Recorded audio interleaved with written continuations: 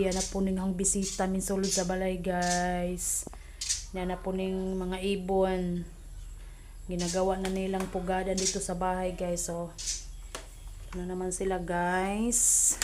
Pero napay usa diri ka partner guys na nagitlog na siya na siya ibalay diha o. Na siya sa ibabaw. Kani pod siya, iba naman pod ni siya nga kuan partner. So kibali unom na sila kabuk guys na nasa balay permente. Kani mag-itlog na pod siguro ni siya.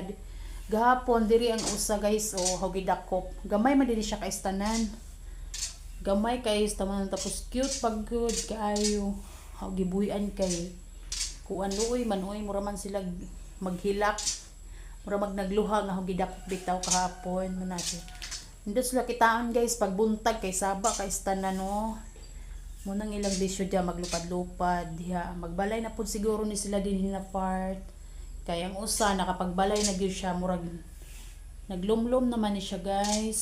So, mo na siya every morning. Nana sila din ni permente. Oh, saba kayo no.